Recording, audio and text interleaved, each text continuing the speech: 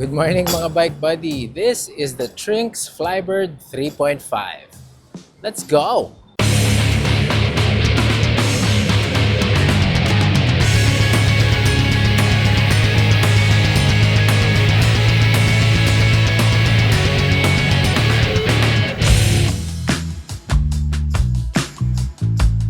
Alright, here are the specs of the Trinx Flybird 3.5. Alloy ang ating frame, alloy din ang ating fork. Naka-hydraulic disc brakes na rin tayo buddy by RSX. This is also a 10-speed folding bike. Ang gamit dito, L2A7, 10-speed shifter and RD. 53T chainring, Pro Wheel Ounce Halotech bike buddies. 11 to 32 naman ang ating cogset. Telescopic inside fold ang ating stem. Gamit din natin dito ay Trinx Aero wheel set. Ang ating tires ay CST Dual Plus 2 Speedway 20 by 1 1/8. Meron na rin itong magnetics and single kickstand. Reflectors here, reflectors there, reflectors everywhere for added visibility. Rubber grips, telescopic ang ating stem, naka-quick release na rin to lahat bike buddies. Trinx ang ating saddle, folding pedals, total weight 11.71 kilograms. It comes in different colors, black, red, blue, red, and yung Bianchi color. Total cost of this bike, 11,888. Punta na kayo sa mahiwagang black gate ng CS168 for you to appreciate the Trinx Flybird 3.5. Let's go! At ito na nga, pag-usapan na natin ang specs. Total, alam nyo na. So, good points about this Trinx Flybird 3.5 is the fact na ang ating frame at ang ating fork ay alloy. Mismo, di ba? Tapos, meron din tayong telescopic stem. Yung ating grips ay rubber grips. Tapos, ang ating pedals ay folding pedals. Ang ating bottom bracket ay Halotech na yan, bike buddies. 53T chainring, 11 to 32 naman ang ating cogset. Ang ating brakes ay RSX, hydraulic na to bike buddies. O ha? Ang ating wheel set, Trinx Aero wheel set. Ang ating gulong naman, CST tires na 20-inch 1/1/8 451. Ang maganda rin dito bike buddies, kompleto ang reflectors. Here, there, and everywhere for added visibility. 10-speed shifter rin tayo, bike buddies.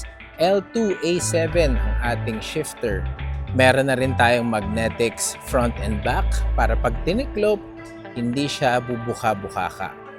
Meron din tayong single kickstand which is very nice. Ang ating saddle ay by Trinx din. Comfortable, medyo matigas. Good points about this folding bike, apart from the stuff na sinabi ko, yung lock sa frame, sa gitna, ay very solid. Meron kasing mga ibang folding bikes na out of the box, medyo mag-aalala ka dun sa locking mechanism or yung hinge sa gitna ng frame. This one is surprisingly pretty solid. Very nice. Quick release na rin ito bike buddies, front and back. So pag nagka-aberya ka sa kalye at kailangan mo magpalit ng tires or remove the tires, naka-quick release na rin tayo, which is very nice. Mag-upgrade ka pa ba? Alam mo, onting-onti na lang eh. Ang kulang na lang dito, ikaw. Tama bike buddy. Ikaw na lang ang kulang. Kulang na lang na bumili ka nito para ma-enjoy mo naman yung ride. Aero wheel set, medyo manipis. Okay to sa arangkada. No? Mabilis eh. Partnered with the 53T chainring, 11 to 32 cogset, complete climbing, and hataw-hataw bike na to. 10 speed. Which is nice. Kung meron man akong papalitan dito bike buddies, definitely yung tires. pag nasanay ka na sa medyo thicker tires, ayaw mo nang bumalik sa super nipis. But to each his own, depende sa riding style mo and comfort, di ba? At least 1.5 siguro. I'll be really happy with this. Pero nonetheless, again, it's a preferential thing. So yun.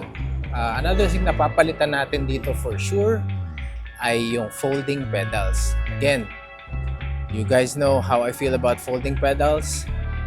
Functionality over form. So mas gusto ko pa rin talaga yung solid pedals para yung kada sipa mo, hindi nasasayang yung energy mo. And mas kapit na kapit ang paa mo sa kada sipa. Ang ganda rin ng tunog nitong bike na to, Bike Buddies. Parang maliit na rattlesnake. Okay, Bike Buddies. Sound check tayo ng ating rear hub na social.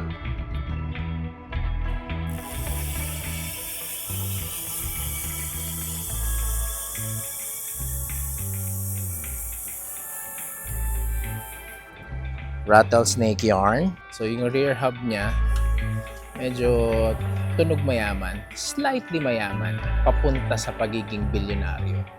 Pero saktuhan lang, hindi naman yung tak na parang may nakasabit na takip ng ice cream. Hindi nyo maintindihan yon kasi bata pa kayo. Makaka-relate lang dyan yung mga matatanda. Diba? Yung mga BMX days na naglalagay ng takip ng ice cream sa likod ng gulong para magtunog sosyal. Tanong nyo kay Bongski, alam niya yan. Shoutout nga pala, Pinsan Bongski, Pinsan Louie, guys from Dehon, Philippines, T-Club Society of the Philippines, Folding Bike Riders Philippines, and all the other awesome bike groups there. Kamusta kayo dyan mga bike buddies? Shoutout sa inyong lahat. Yon! 11,888 pesos gets you the Trinx Flybird 3.5. A very affordable folding bike na kumpleto sa recados na. Maarte ka na kung magpapalit-palit ka pa ng pyesa. Pero this, again, is one of those folding bikes na out of the box. Very nice. Trinx, you did it again. Yung frame pala nito, pag-usapan natin ng onte, no? It kind of reminds me of the Mountain Peak Star folding bike. Ganun yung shape niya. At least for me. Parang ganun yung itsura niya. Yun lang naman. So, guys, maraming salamat for your support and watching dito sa ating channel for our short review of the Trinx Flybird 3.5. Punta na kayo sa mahiwagang black gate ng CS168. Check out all the different colors. Merong Bianchi color to eh. May red, black, blue. Napakaganda. Kaya lang, sadly, wala yung Bianchi nung pumunta ako, nabili na ata. Pero meron pang stock yan for sure. So, punta na kayo sa mahiwagang black gate ng CS168. Magkita tayo sa susunod na episode mga bike buddies at laging tatandaan, pag gusto mo, padyakan mo.